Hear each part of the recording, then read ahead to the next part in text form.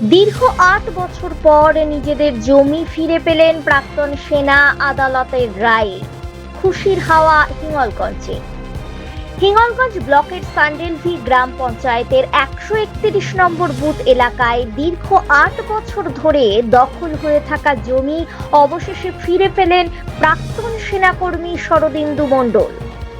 অভিযোগ, রাজনৈতিক কারণে তার প্রায় ২.৫ বিঘা জমি তৃণমূলের দুষ্কৃতীরা হুমকি, ধমকানি ও চাপ সৃষ্টি করে জোরপূর্বক দখল করে রেখেছিল।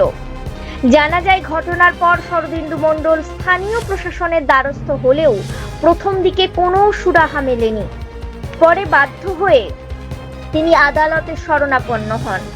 দীর্ঘ আইনি লড়াইয়ের পর অবশেষে আদালত তার পক্ষে রায় দেয়। আদালতের নির্দেশে জমি ফিরে পেয়ে স্বাভাবিকভাবেই খুশি শরদিন্দু মণ্ডল ও তার পরিবার।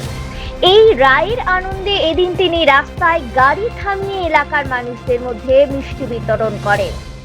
এরকমই খবর পেতে সকল সময় কান রাখুন রেডিও সুন্দরবন 91.2 FM এ।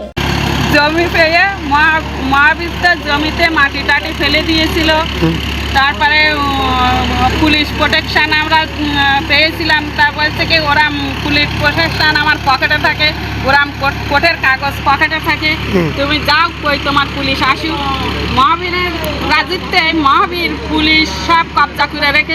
সুরজিৎ বর্মন তিনি কি করতো? কিন্তু পার্টির কর্মকর্তা ছিল। তার হলো থেকে এটা হয়েছে?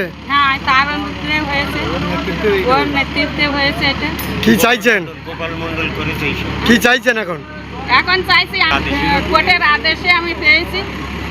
লাড্ডু বিতরণ করছেন কেন? আনন্দে। ৮ বছর পরে জমি পেয়েছি। কতটা জমি এটা? 2 বিঘা 8 কাঠা। কি নাম আপনার? পাপিয়া মন্ডল। কোথায় বাড়ি? 4 নম্বর সান্ডেলভি।